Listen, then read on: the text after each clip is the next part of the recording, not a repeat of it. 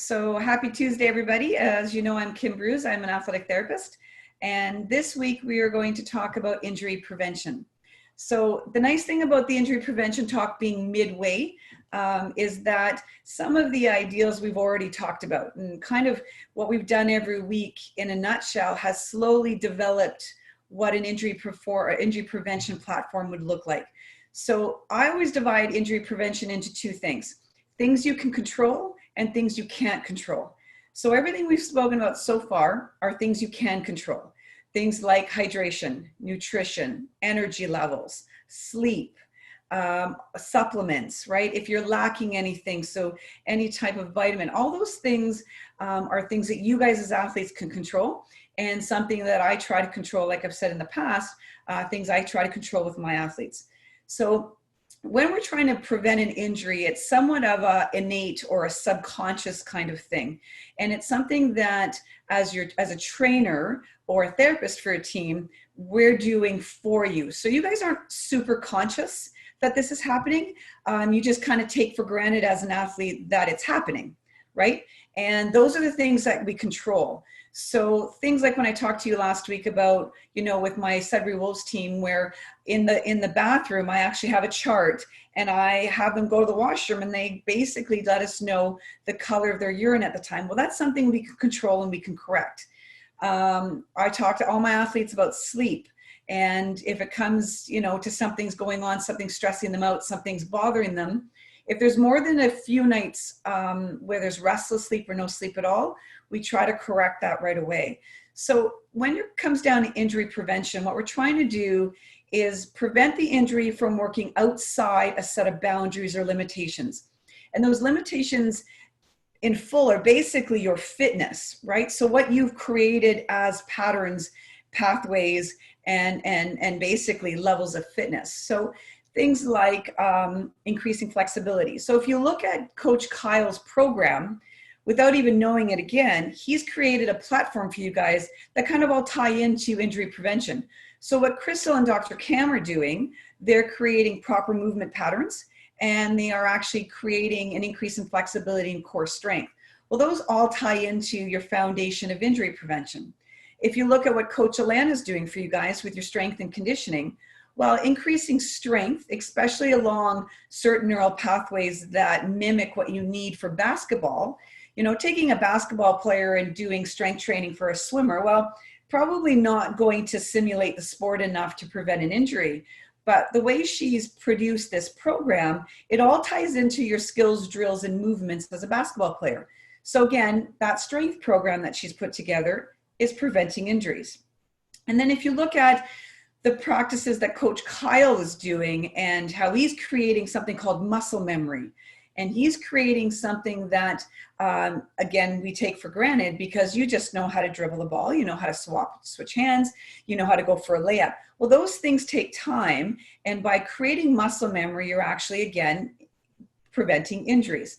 So if we were to take you all of a sudden from, and here's an example from my hockey in off season. So when my pro NHL players come home for the summer and they've been in these squat positions, if you look at what a skater looks like, a hockey player looks like on the ice, well, they're always bent over. And then you look at what their training programs are. Well, they're all squats and deadlifts. So again, in that bent over position. So if my NHL guys came home and I all of a sudden got them sprinting and I got them lengthening their bodies like we do in basketball, I'm going to create injuries because their body is so used to being shortened in that one squatting kind of position that I have to create new muscle memories. So if I look at what program I put my NHL guys on, I will do May, June, July all on a bike. Now, it's not exactly bent over, but it's not upright either. I will give them a sprint program where they're upright till about August. Sometimes, depending on their fitness levels, if we look at the Felinos, for example, they do sprint training and running almost all season long. So I can get them upright and training that way far before I can get some of my other players. So it's all about training them according to what they've been doing for months, weeks, years, whatever it is. And that prevents injuries. So to get you guys to all of a sudden do, let's say, a pirouette and do that 100 times a day because now I'm going to train my basketball players as dancers while I'm asking for trouble because I'm changing your mechanics too much and there is no muscle memory to those movements. So the stuff that Coach Kyle is doing is he's creating that platform so that you don't even have to think about it. Your body just moves in those patterns. And that again, basically prevents injuries. So if you look at everything that's going on, and then of course my role right now is education and treating you if you guys get injured. So the education piece, so now I've taught you to think about what you're putting in your bodies so that you understand how fuel works. You understand that, you know, you'll look at something like 90 minutes before practice, back it up to 4 hours before practice, you'll know how to fuel. Back that up to 12 hours before practice or a game and you know how to fuel. So doing that now, I know that you guys know how to put calories in. I know that you understand how to fuel your bodies for different things. That's injury prevention. I know that you guys are going to talk to me if you have any sleep problems. We've gone over supplements and recovery. We've gone over hydration, right? Last week we talked about how to bind a water molecule with a salt, a sodium rather, a fat or a sugar. And that I had a guy today, actually an athlete, who I had to change up. He was, you know, drank his 3 liters of water, but his tissue was so stuck, it wasn't moving. And he wasn't absorbing the fluids he was taking. So we have to add in a certain electrolyte so I can get that tissue to move again because he was feeling very, very stiff and rigid. So something that's pretty simple. So this program has literally prepared you guys for injury prevention. Now, those again are the things you can control. There are items you can't control. And the items you can't control, unfortunately, is stress. And when your body is under stress, now stress doesn't have to be an emotional or mental stress. Exercise in itself is a stress. So if you're perhaps overtraining or training harder than your body's used to, training differently than your body's used to, those can create stressors, and it increases a hormone called cortisol. And cortisol is a stress hormone, but it's also an inflammatory agent. So it causes inflammation in the body. And that's something you can't control, but something that, you know, we may have to, and I have in the past, had to look at for some of my athletes. A lot of times adolescents and more females, but still something we sometimes have to go down that road and figure out. Other things you can't control are growth spurts. And we don't typically grow in a steady form, we go in spurts. So what'll happen is if you're in the middle of a spurt, your long bones are growing quickly and the muscles and tendons are on stretch. So you can't get power out of a lengthened muscle. So if you're, let's say in a growth spurt, your shins are sore, knees might be sore. Well, to go off and do one of your best max outputs for a squat is probably a very silly idea because a muscle that's lengthened is in its weakest state. So if you take a really tall, like take Logan, for example, my coach, and you take him, he's tall, 7 feet tall. Well, he's not going to have the same power output as somebody that's, let's say, 5'7" and a little wider. They're built for power. He's obviously, with height, is built entirely different. He's built for vertical distance. So you can't expect both of those types of athletes to be able to have the same power output. And if you train outside of what your body's zones are, then you're likely to get injured. So we train a basketball player very, very differently than we would train a hockey player. And it's because the body generally is that different. My hockey players tend to have big glutes and legs, and obviously basketball has nothing big, they're just long. So it's to know that part as well. And that's something you guys can't necessarily control, but your coach, your trainers, your strength and conditioning coaches, they need to control that for you. And they need to know what body type you are. They need to know, they need to look at your legs. They need to look at your parents. They need to look at your feet. You know, with my runners, I will actually watch them run and, you know, not change their stride, but by their mechanics determine how they are safest to train. But those are things other people should be doing for you because it's very, very difficult for you guys to do them for yourselves. You know, and they all fall into things you can't control, unfortunately. And, you know, you're not really going to go to your coach and correct them. So another thing you guys can't control are the actual practices. But with Coach Kyle, you can. So if you guys are feeling a little more sore, a little tired, just not feeling it, we get it. Your body can't perform every single day. And one thing that I always do with injury prevention is I ask that all my athletes take 1 day off a week, and I mean off. You can do an active recovery day, which is like going for a walk, but that's the extent of it. And 1 month off a year. So completely off. So these athletes that are training 12 months of the year, I'm completely against. The max is 11 months and 1 full 4-week period of time together. Not a week here, 2 weeks here, and another week here. It's 4 solid weeks together in order to fully recover, catch up on your sleep, catch up on your calories, whatever your body needs takes about 4 weeks. So, you know, those are things, you know, you can control. But back to the coaching.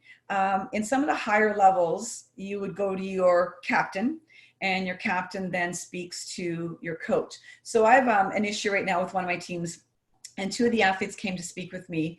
And because Ontario universities have backed up the start date for fall sports to probably January 1st, 2021, now I've got 9 months that these athletes are going to be training for, and they don't really need to be training power for 9 months. So now we've got to go back, and instead of writing up a return to sport, I have to write a document called a return to train. And we have to, just like we go and we look at the day that you guys are competing, we back up to 12 hours for your fuel. I need to do the same schematic with training. So now we know that we're not going to be playing a game in September or October. We're likely hoping to play a game in January. So there's no point in training hard for the next, well, now we're, 7 months or whatever it is. But when they were done school in March, we were 9 months. So instead of training hard, I'm going to give them 2 4-week blocks off. They've already started power, so they may as well continue. Take a month off, do strength, take a month off, and do speed. Now, the problem is that that's not against, but it's not quite what the coach had in mind. So it's common that players will be like, you know what, I'm not really sure I understand this format, or I'm not really comfortable with this kind of training, or how many hours or the time of day the practices are. You can obviously always go to your coach, but in most teams that have a captain, that's one of their roles. Their role is the middleman, and they basically go talk to the coach on behalf of the team as a whole. And don't be shy in doing that, because we can't, as much as I'm trying to teach you guys how to know your bodies, and if I knew your bodies and I was your trainer, I would have a little bit more control. But in the age group that you're in, your high school sports, all those kinds of things, your coach is not able to spend that amount of time with you guys trying to figure out how all your bodies run. So if you legitimately say, listen, my shin splints are really bad, can I ride the bike instead of running the sprints? That's a legitimate problem, right? And the coach will most likely say, sure. But you have to speak up, because again, that's which part you can control. Can you control the outcome of the coach? No. But if you don't say anything at all, you are actually creating injury. And if you need an active recovery day, or you need a modification to an activity, the coach does not read your mind. You need to speak up. Most of them will be able to tell. There's ways to tell if an athlete is compensating, and most coaches can tell that. But it's up to you to go and have that conversation. And, if you're like, say, coach, I'm going through something at home. I haven't been sleeping. I ran out of my magnesium, whatever it might be. Speak up and talk to the coach about it, or your captain. And we really don't want to promote injury. Injury recovery is a whole other gamut. And in a growth spurt could be lengthy. But to give you an idea of injury recovery, connective tissue and ligaments take 6 weeks to 3 months. Muscle and tendons, if they're just a strain, couple weeks. Muscles that are torn, couple months. Same as a broken bone. So if we can avoid it, obviously we want to avoid it. Now, there are ways we can modify so you can do other things, but it's very difficult to train through an injury. So here's a little bit more about physiology. So when a muscle is injured, it sees an imminent threat. So it's seeing that the tissue is being compromised, and it does everything it can to shut down to protect itself. So you lose strength, sometimes you lose flexibility. The body most likely will send you pain signals. And if you ignore those, you're going to promote more trauma. You'll actually create a more significant or severe injury. Especially when you're young, you're going to get glimpses of a reflex that protects you from further harm. As we get older, that reflex is harder and harder to identify because we already have aches and pains from aging or kink neck from sleeping wrong. And that reflex becomes less and less obvious. But in you guys, it's actually very obvious. And if you listen to it, you might stretch something, but you're not as likely to tear it or injure it. And a lot of kids that I see don't actually have a true trauma site. They have the stage before. So it's called basically the warning signal stage, where, okay, a muscle has lengthened. It's given you that, boop, I'm sore, you're about to tear me. And you guys stop early enough and it just stays in that lengthened state. And we just have to treat it back to its normal length. And if you stop, then you have no trauma. If you keep going and the body's now stretched and you're like, and the brain's going, if you stretch me any further, I'm going to tear, and you keep going, you can finish that sprint or whatever it might be, then you're more likely to cause trauma. And that's what we try to teach you guys is a pain scale. So a pain scale goes from 0 to 10. 0 is absolutely no pain. And a 10 is like you're passing a kidney stone, giving birth, or just been shot. And anywhere around a 2 or 3 is usually a safe number. And that's usually an uncomfortable, I'm training hard, my legs are a little bit sore, I have a little bit of a headache, but it's not an alarming number. Once you start creeping in the 6, the 7, and the 8s out of 10, well, now the brain is giving you a signal and it's telling you, I'm injuring. You are injuring yourself, I am getting hurt. This is a problem, and it wants you to stop. And the only way your body can communicate with you is by telling, hey, Goofy, you're hurting me. And it's going to send it in a pain signal.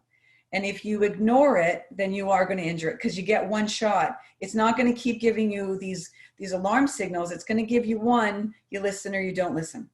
Those are things you can control in a sense. If you listen to your body and you listen to the aches, you listen to the pains, you identify where it's from, you let one of us know, and then we can either modify, we can tell you to rest, we can tell you to ice, whatever it is that you need, but we need that information from you first, and you need to listen to your body. So a 1, 2, or 3 out of 10 means your body's uncomfortable and you're probably training through something. That's okay. A 6, 7, 8, 9, not okay. So if your instinct is that I don't feel right, like my brain is telling me this hurts a little too much and I'm not comfortable with it, you probably are.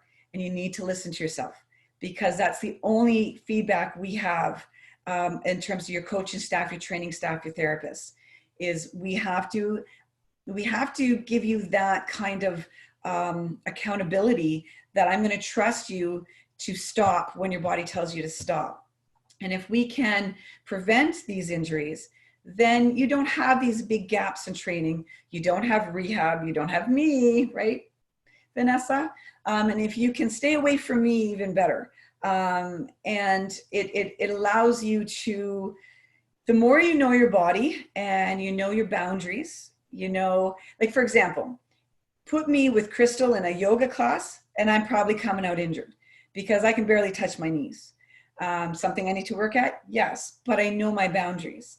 Now, you know, in terms of, because I do more short, powerful things like running and lifting, I'm not very long and lean. I'm a little bit, you know, bulkier. So if I was to all of a sudden say, I'm going to start a hot yoga class, I'm going to overstretch my muscles and they're going to be angry with me. And I'm most likely going to hurt myself. But I know to listen. I know my boundaries. You guys are still learning them a little bit, right? And you have a bit more play before an injury, Whereas as you get older, you don't have quite that play where you just get a little sore, but you're okay. And the most important thing with that, again, is just listening to your bodies and getting to know it. If it takes you more than a couple hours to a couple days, everybody knows what DOMS is, delayed onset muscle soreness. Well, that is expected if you want muscle growth, if you want an improvement in your fitness, whatever it is that your goal is. You are going to get a delayed onset muscle soreness.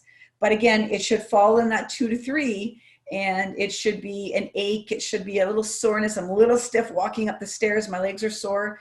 But it doesn't create an alarm response in your nervous system. You're not worried about it. It makes sense to you. You know, yeah, you're stiff, you're sore, but you're not concerned. You're not saying, Mom, can you call Kim because I might have hurt myself. It's just normal. And that delayed onset muscle soreness shouldn't last more than a couple days. If it's lasting 3, 4, 5 days, now what your body's done is switched into a healing response. So that is a trauma site. And it might just be a mild sprain or strain, but if it lasts more than about 48 hours, your body has kicked yourself into a healing response. Doesn't mean you need to call me. It just means that you have to listen again and learn those boundaries. You've done too much.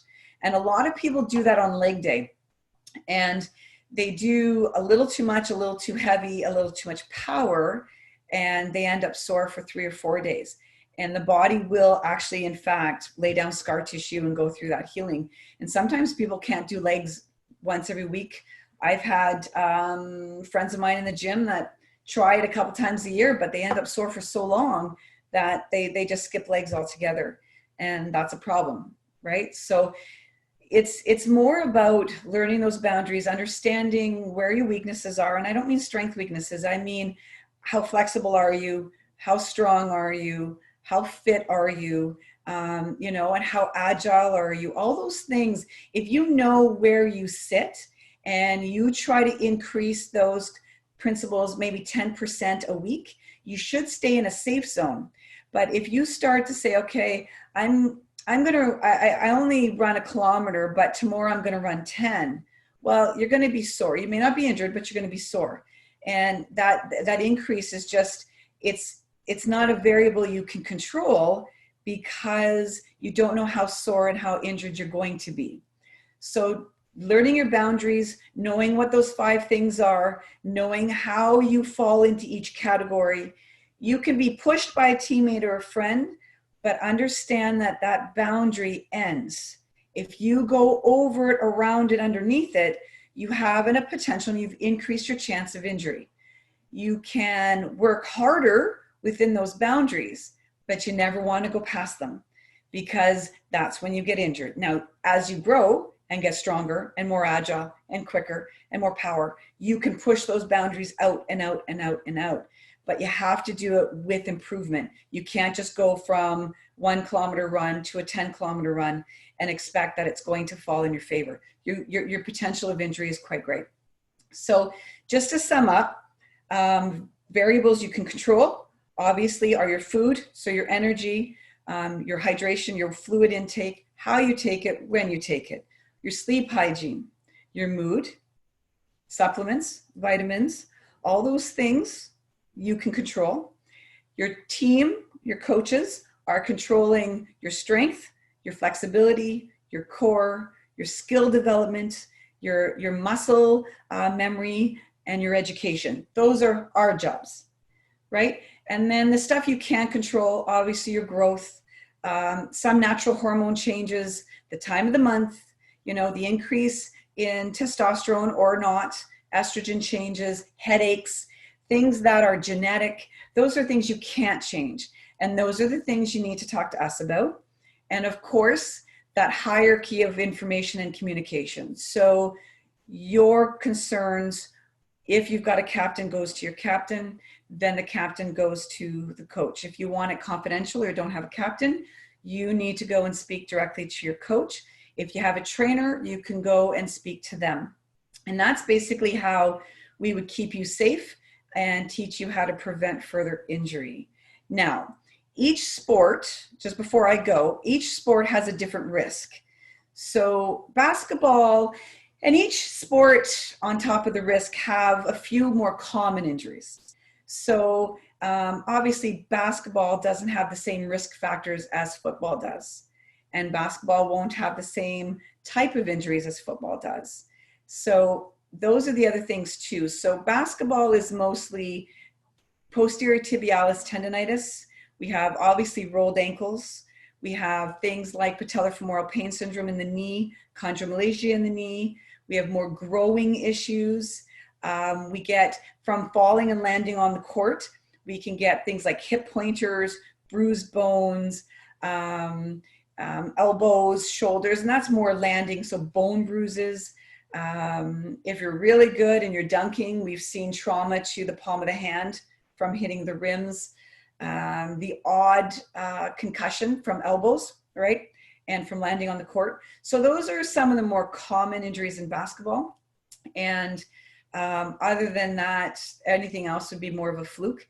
But a lot of them are, excuse me, either falls, which you can't control, or training, which you can control.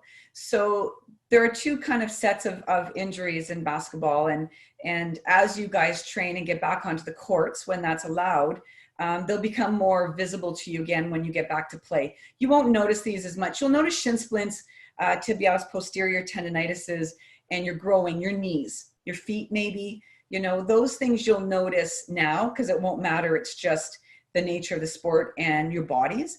But the bruises and the concussions and other traumas like that, you kind of need to be in a game scenario to feel those. So those traumas and injuries I'm not really concerned with now. It's the first few where, and I am going to talk, it might even be next week, I'm going to talk about footwear, your feet, biomechanics, some physics, right? Because there's a lot of physics in basketball, and kind of explain to you and tie that part into, and it will also be injury prevention, that tie the feet, the footwear, all those kinds of things into basketball. So you have a little bit of understanding how they relate to your body's movement, injury prevention, and anything and everything from there. So those are the places to look out for. If you have sore shins that's not resolving, sore feet, sore knees, give me a shout. And I can certainly walk you through how to manage them or bring you in if we need to bring you in. As you guys are training slightly differently, you might have different things. Your back might get sore, hamstrings might get sore, hips might get sore.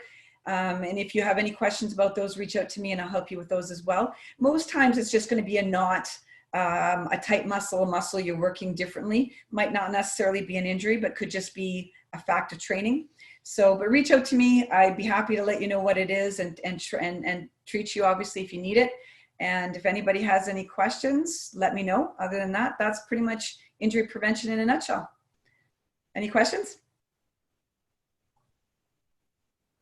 All right, guys. So have a great night. Enjoy the weather, and I'll see you next Tuesday.